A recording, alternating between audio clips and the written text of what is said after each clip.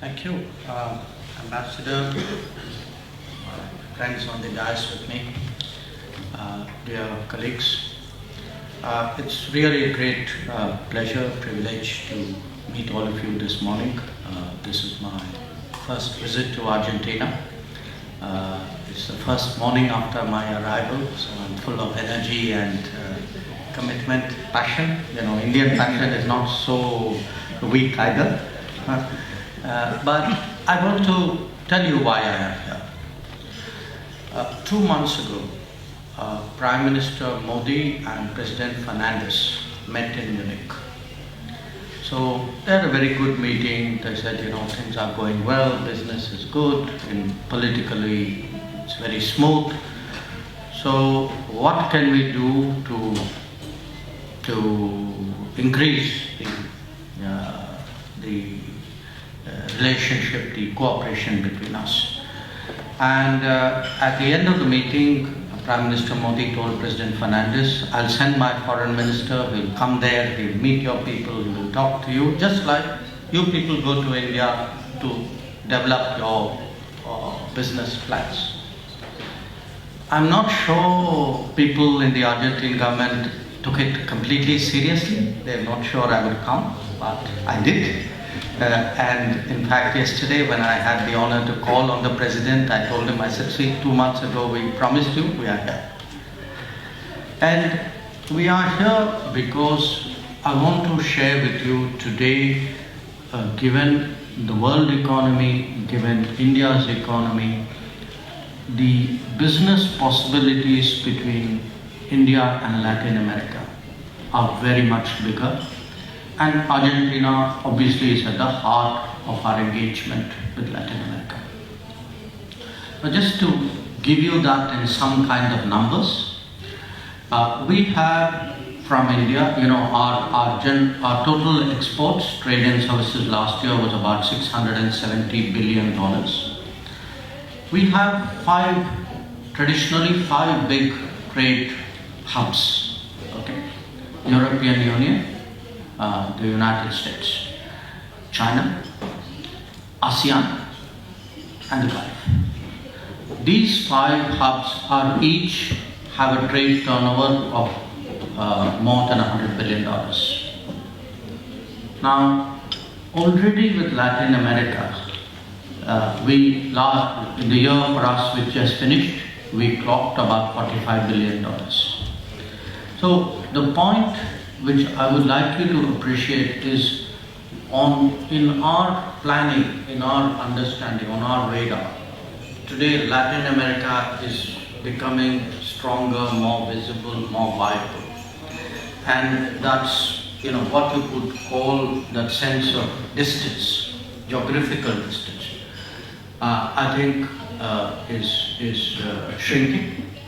The trade figures that you gave showed us whether it is oil for our stomachs or oil for our cars.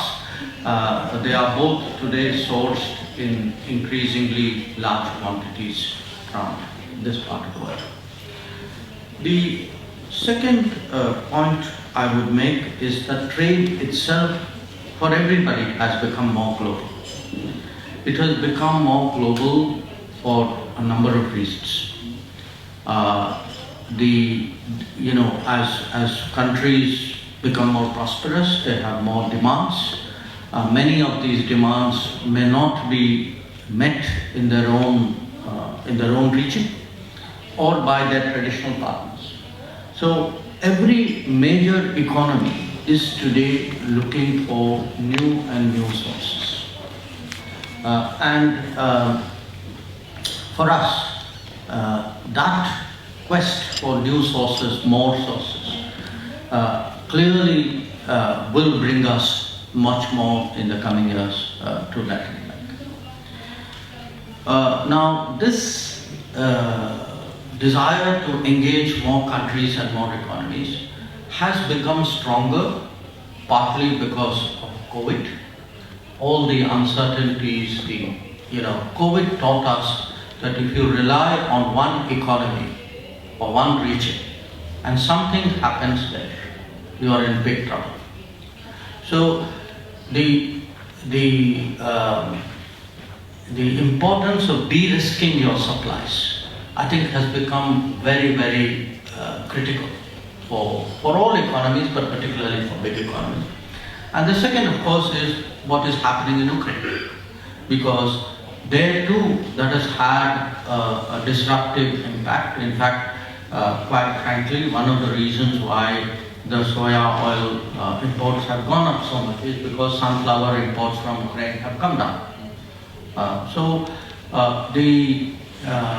But our I would say, sensible planning would say that if the world is going to have more risks, more pandemics, more conflict, more disruption, it is best to have multiple sources, best to have more sources, best to have new sources. And I think that is where there is a big opportunity between India and Latin America. Now, you will, in a way, perhaps be asking yourself, saying, okay, why is a foreign minister saying all these things? You know, it should be the trade minister who says these things.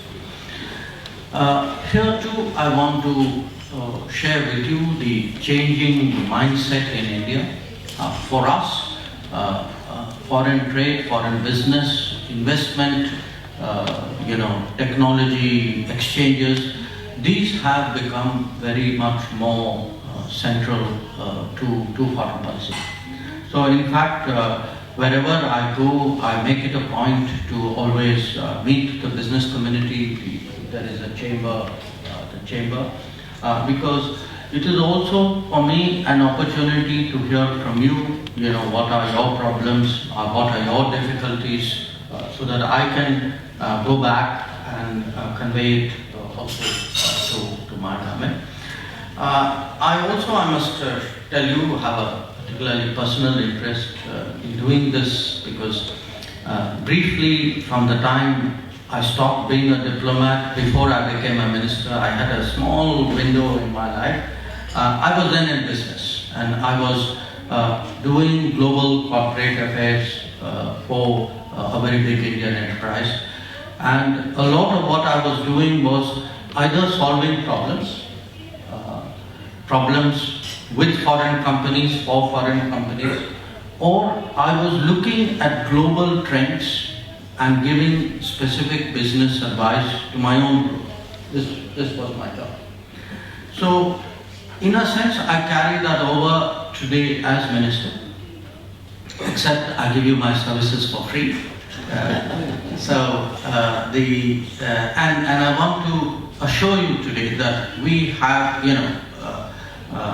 everything else is going for us. We really need to find a way of making the business interaction between us very much bigger. You gave the numbers. We are today your fourth largest partner. The trade turnover is 5.7 billion. But the real challenge will be, how do we sustain this trend? Because it should not be that, okay, something happened in some other part of the world, trade went up, so things became normal there, trade goes down. That's not something we would like to say.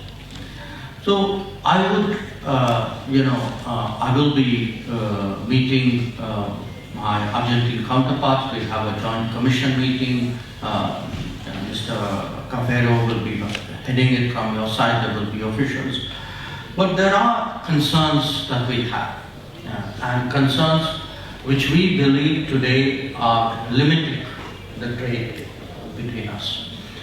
To some extent, anti-dumping duties are a problem for Indian exports. Non-tariff barriers are there, and there are market access issues. One important constraint we have in a very, very competitive sector is in pharmaceuticals. The fact that we are an Annex II country, our pharma exports last year were 56 billion. Argentina's total pharma imports are 3.29 billion. So now this is an area where we are actually globally established. I mean, if you look at India pharma exports to the US or to European Union or to Japan or to Russia, these are, our brand, our quality, our capability is assured. And we do believe that if there is a more level playing field which is given to Indian companies, it is possible very much to grow pharma exports. So in a sense, I would say very frankly, for us right now on the trade side, this is our number one issue. I spoke about anti-dumping duties. We have it right now in ceramic. There are 5-6 products we have. Now, there are two aspects there. One, of course, we have never done any anti-dumping duties on Argentine products. But equally, we are a private sector economy. We are not an economy where people will produce, will export at a loss. And we are not, and by and large, we are a kind of a medium enterprise scale. And medium enterprises, even for market share, will not sell for a long time at a reduced cost. So I think we will be making the case to the Argentine government saying they should really relook at the anti-dumping duties. And in terms of what are the non-tariff barriers, I think the two biggest impediments we have is one, the difficulties in getting visas and the delay in the issue of import licenses. So these are really constraining, because at the end of the day, if a business person cannot travel to a country, they are not going to export to that country, they are not going to invest in that country. So we have to find better ways of fixing the visa problem. We have to find it easier to see the import licenses issue. So I do want to say here that when I look at our two economies, actually the fit is to me very, very strong. I mean, you mentioned soya oil today. I mean, at the end of the day, you have land, you have water, you have scale in a way in which we don't. And we won't. So you will be able to produce, commodities for our consumption, which at a cost and a volume, which for us will be very, very important. And as Indian prosperity rises, it will be natural that our edible oil consumption will rise, because that is very central to the quality of our daily cuisine. So similarly, another fit was the example you gave, that if our agricultural seasons are different, and there is a fit between our seed production and your seed production, the cycles are different. This is something which is beneficial for both of us. In fact, if you look at the structure of the Indian economy, the Indian economy is geared itself to producing a lot of middle class goods, middle class in terms of costing. So if you are looking really for good quality, affordable products, in many ways we are a natural source for you.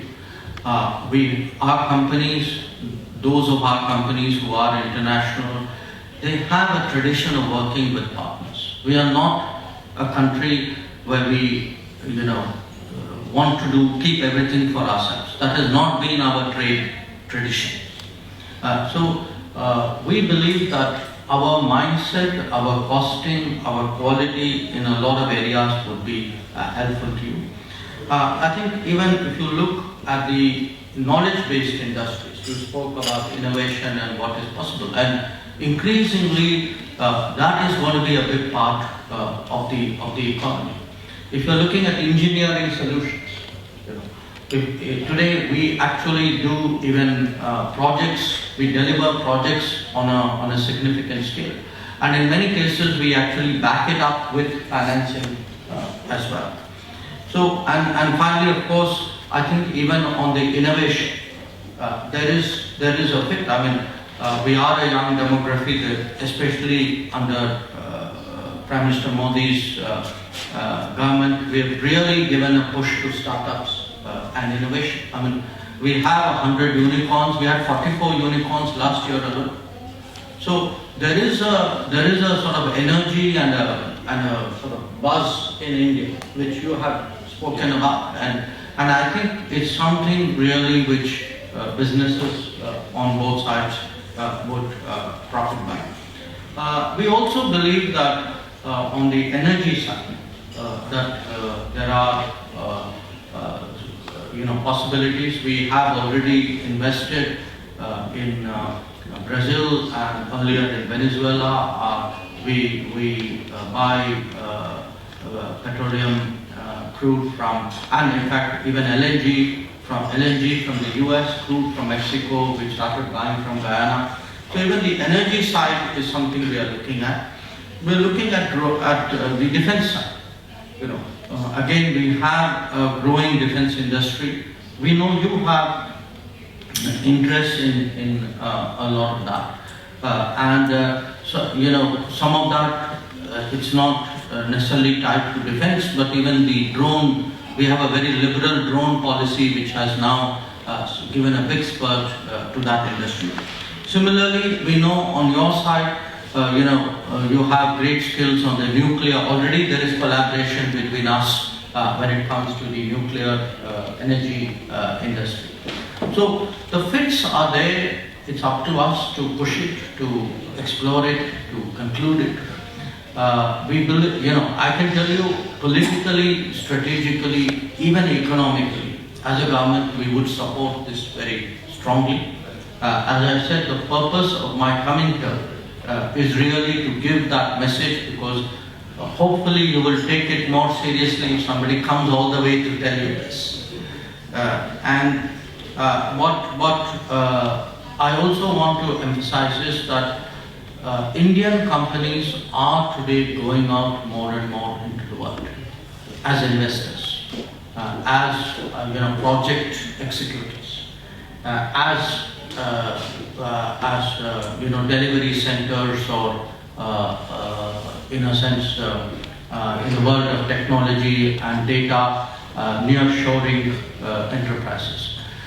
So here too, I think there is a great scope. I mean, we have IT companies, the big IT companies, already employ by the tens of thousands of people in Latin America. But this can easily scale up if in a sense that, as I said, that mobility is made much easier. So I would conclude really by underlining that I think the opportunities are abundant, they are very diverse, they are very varied. What we need is really a very concerted effort on our part to explore them, to turn them into business propositions, to enthuse our business to really look at each other's as partners much more. And I thank the Business Council and the embassy and the ambassador personally, because I know how much interest he has taken in pushing the business side of the relationship. I'm very hopeful that, as I said, one day we will look back and say, our trade was only 5.7 billion. So I'm sure that day will come. It will not come. It should not be too far away. So I'm really here on a very, very optimistic note. So thank you for all coming here today and listening to me.